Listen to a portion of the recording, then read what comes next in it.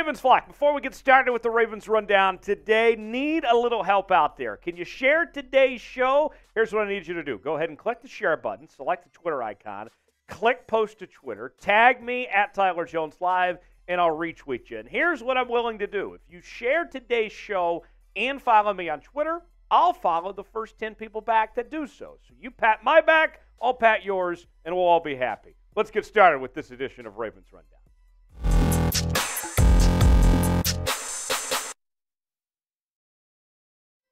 Let's get right after it here today as we begin with Patrick Queen. Bleacher Report is predicting that the Ravens will trade the linebacker to the Las Vegas Raiders. And we've talked a lot over the last several weeks about Patrick Queen's future with the Baltimore Ravens being in question. Remember, the Ravens declined Queen's fifth-year option, but we've heard from General Manager Eric DeCosta say that he believes that Queen is a Pro Bowl caliber linebacker, that they want to have him around for a long time, but there's obviously no deal in place at this point. So what does that mean? Could he end up in Las Vegas, as Bleacher Report is suggesting? Here's more what Bleacher Report had to say.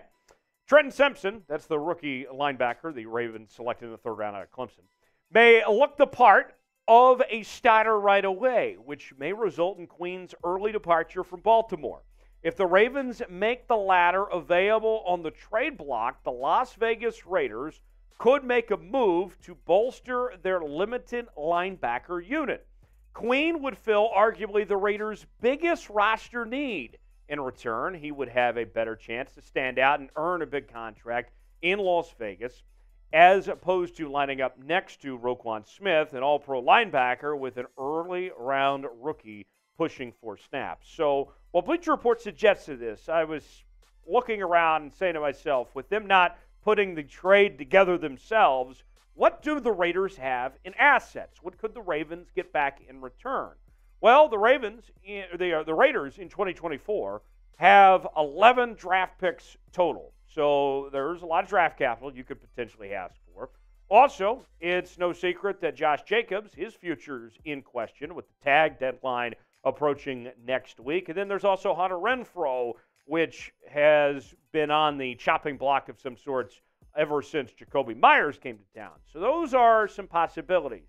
The Josh Jacobs one really intrigues me potentially because we've talked here on this program that there are questions about J.K. Dobbins' future with the Baltimore Ravens as he's put out those cryptic tweets, and there's been concerns about how much he fits into Todd Monken's offense in addition to the injuries that he had. So what about a potential blockbuster deal where the Ravens were to get Josh Jacobs and give up Patrick Queen? What about that possibility? Let's examine that in just a moment. First, though, let's ask you about it. Here's our pinned comment today. Your chance to be the GM.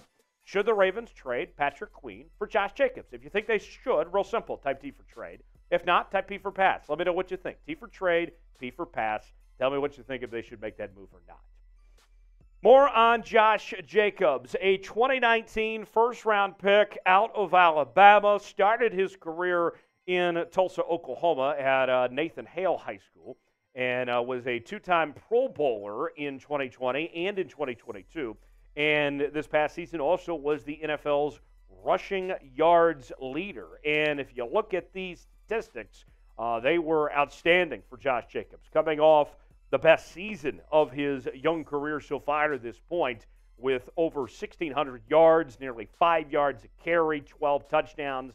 He was fantastic this past year in those 17 games played, but obviously you have questions with not just with Josh Jacobs, but any running back for that matter. How much do you want to pay a running back and pay them long term, in addition to giving up a player like Patrick Queen? You look at the Ravens depth chart right now. J.K. Dobbins is expected to be your bell cow. You got Gus Edwards there. Gus Edwards isn't bad, but when he came back from injury last year, he clearly wasn't the same runner that he was prior to the injury there. And he did take a pay cut, but you have to wonder, is this an opportunity for the Ravens that they could upgrade and help out Lamar Jackson and that offense really take that next step up? Could Josh Jacobs be that fit potentially? If you move on from Patrick Queen like that, that could be a potential possibility that would fascinate me if they were to go that route. Moving on now, let's stay on the rumors front, where we now look at Landon Collins, as the folks at Ebony Bird, that is the Ravens Fansided site, they have named Collins as the Ravens' top free agent target, as the Ravens look to kind of tighten up this roster of sorts before camp gets here. And we know that the safety spot, the secondary in particular, is very good for Baltimore, but you might need another piece or two when it comes depth-wise at that safety spot.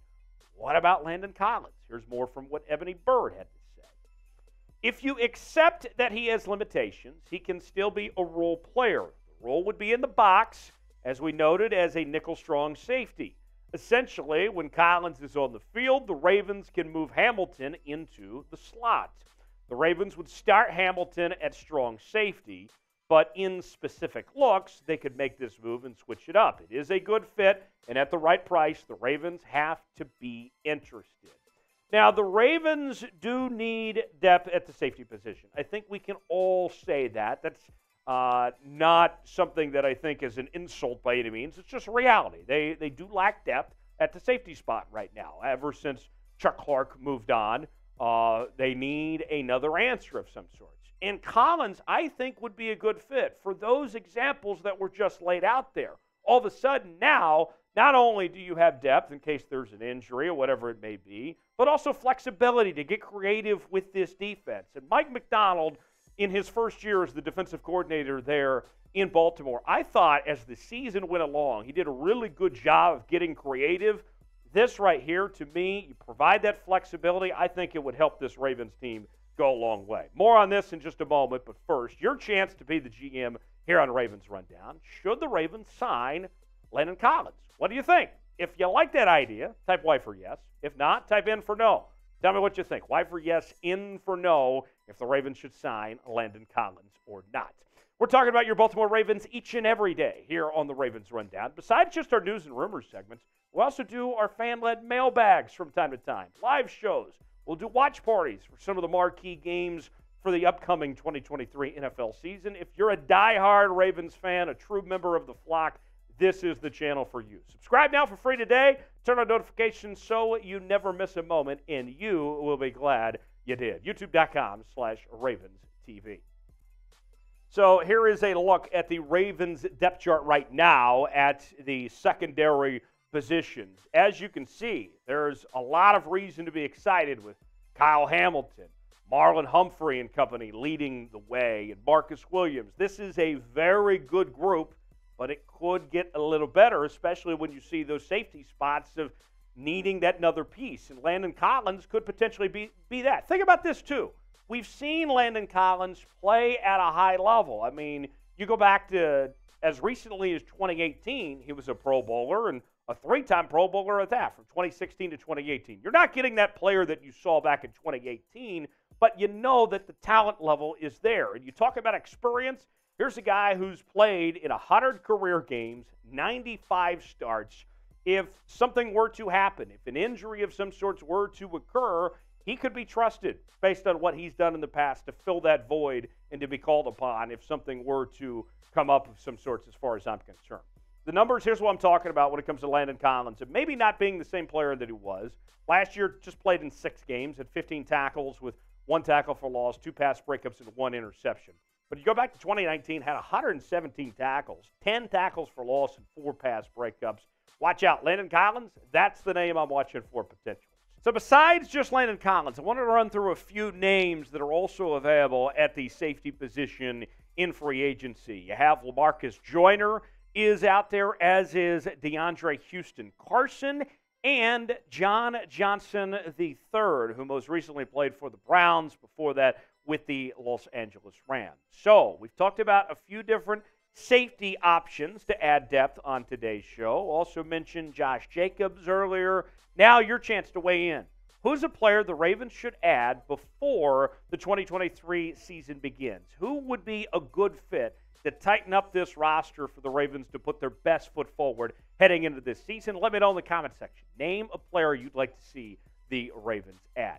We tell you all the time about the social media platforms we're on, and I most recently joined Threads. You can follow me there at Tyler Jones Live, where I'm talking about the Ravens on that platform as well as the others. Same username that I use on all the other platforms as well. So give me a follow there. Have a great one. I'll see you next time. Thanks for joining us here on Ravens Rundown.